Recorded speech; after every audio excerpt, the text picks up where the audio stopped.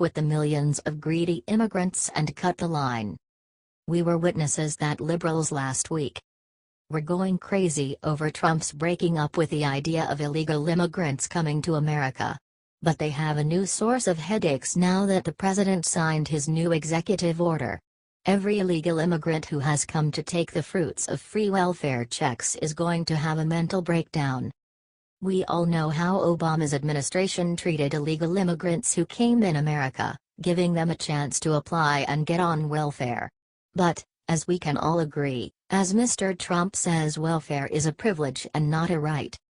We got our hands on some leaked information about Trump's newest executive order telling illegal immigrants who come in America just to live on welfare will be as soon as possible deported back to their homeland.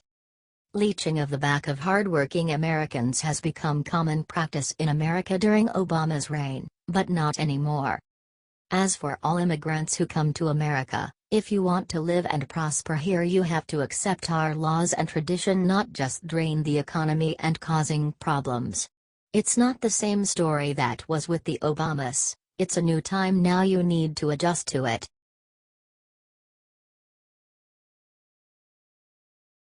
John Wayne just trashed Hollywood with this epic video. It's going viral.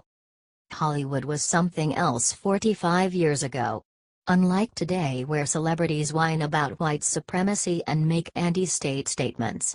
Hollywood legend, actor, director and producer John Wayne made a special named Swing Out, Sweet Land, in which he invited other famous actors at that time to talk about and celebrate American history.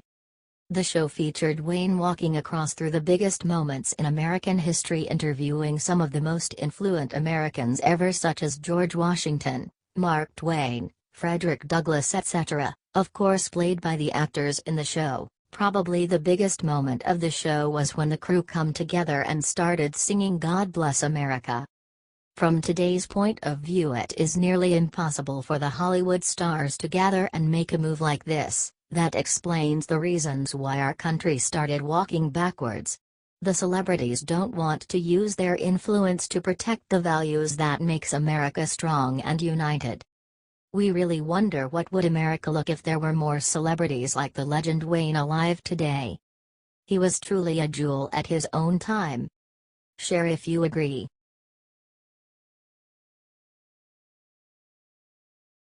President Trump rapidly left the White House today.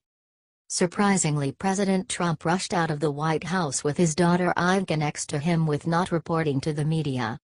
President Trump and Ivanka Trump board Marine One for trip to Dover Air Force Base for arrival of remains of Navy SEAL killed in raid in Yemen. pic.twitter.com web link. ABC News, at ABC, February 1, 2017. //platform.twitter.com web link. The truth is, he went to the funeral of the fallen Navy SEAL Chief Special Warfare Operator William Ryan Owens, who died last week during a raid against Al-Qaeda in the Arabian Peninsula of Yemen, making him the first military combat casualty since President Trump took office. We know that Trump made a call 3 days ago to Owens's family, offering his deepest condolences to his father, wife and 3 children. It's a rare sight for a president to go personally on such an event, and that is what warms our hearts to know we have a president who proves there is nothing more important than the lives of the American people. We could not have made a better choice than him. Some liberal media will probably say that this was all a show-off or publicity, but on the contrary, there was no media coverage or announcement to the press, and that speaks a lot. It is almost impossible for Trump to attend and honor every fellow SEAL when he dies, but this move by him today made all of us proud to be American and stand for our values. Thank you, Mr. President, we are proud to have you. Spread the word to prove the liberal media wrong.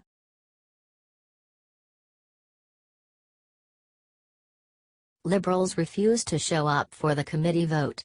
What the Republicans just did left them speechless. Lately, we were seeing liberals making jokes on Trump and his cabinet picks for no particular reason. Or maybe there is one. They are simply horrified by the fact that they have zero power, so what is the best option for them? Of course, make fun of the winners. Just dumb. On top of that, Trump is literally struggling to get cabinet members to sign. Unlike Obama in 2009, to whom this job was a piece of cake.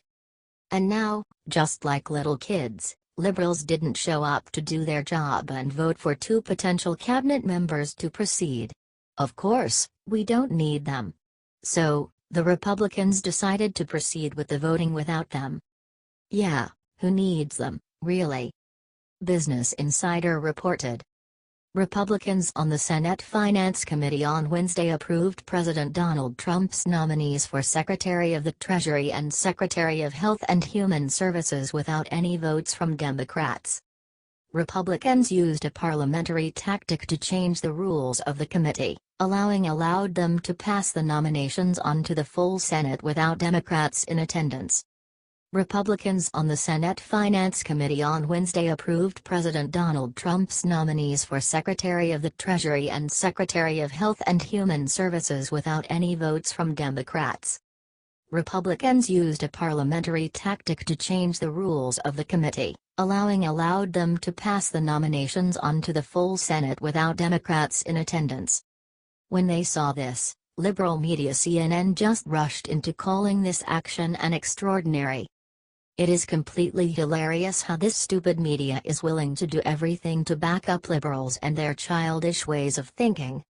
The Los Angeles Times reported. Republicans on the Senate Finance Committee voted Wednesday to recommend the nominations of Tom Price as Health and Human Services Secretary and Steve Mnuchin as Treasury Secretary to the full Senate after changing rules to stymie a boycott by Democrats, according to the Associated Press. The move came after Democrats prevented confirmation votes for both men Tuesday, charging that Price and Mnuchin misled the committee.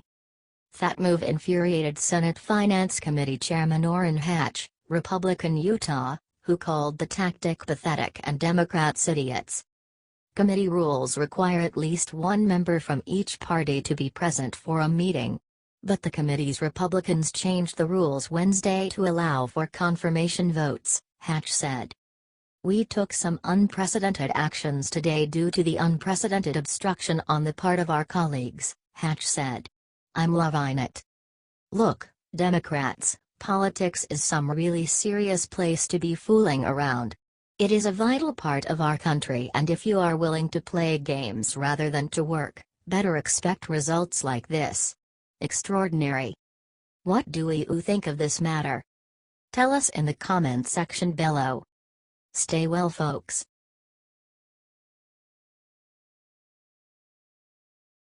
Jennifer Lawrence just got political lessons by patriotic citizens.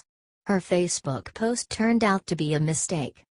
We all remember Jennifer Lawrence as an independent artist with strictly professional and cute statements.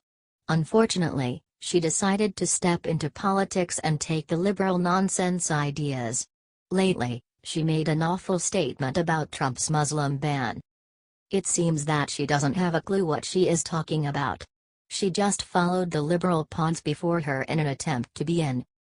Just after her stupid comment, she learned that her best interest was to keep her mouth shut and stay out of politics.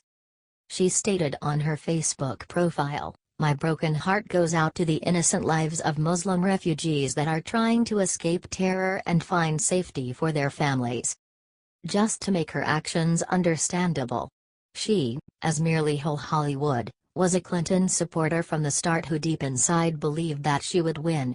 She was so convinced of Hillary's win that at one time she stated that Trump's win is the end of the world. She is so blind. When you see, she is constantly repeating the same thing that other celebs are saying about Trump. This leads to a conclusion that she doesn't even have her own opinion. I and millions of Americans understand that someone's race or religion should never keep them in harm's way, she wrote.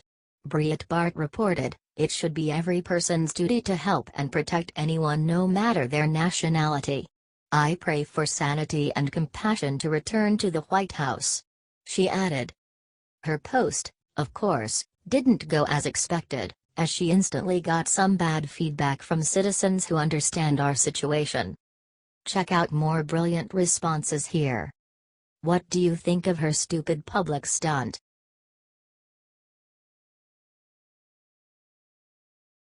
President Trump hired legend Scalias Widow. He never forgets true Americans. As we all know, last night, we had the announcement of the new nominee for the Supreme Court Justice, the conservative Neil Gorsuch, to fill the place of the late Antonin Scalia, serving from September 26, 1986, February 13, 2016. President Trump made a good gesture by inviting the wife of the now deceased Justice, Maureen Scalia, to the announcement.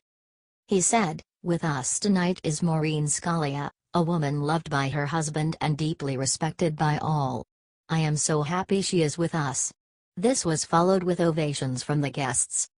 Maureen then met with her husband's replacement Gorsuch, who had some touching words to say about the deceased Scalia, calling him the lion of the law, pointing out that he was on a winter vacation when he found out about his death, admitting that he was all in tears when he heard that. Trump's choice for this position received good feedbacks, people stating that Gorsuch will be a marvelous replacement for Scalia, carrying out his spirit and interpreting the law words as they were originally understood. What do you think of Trump's choice? Share your thoughts.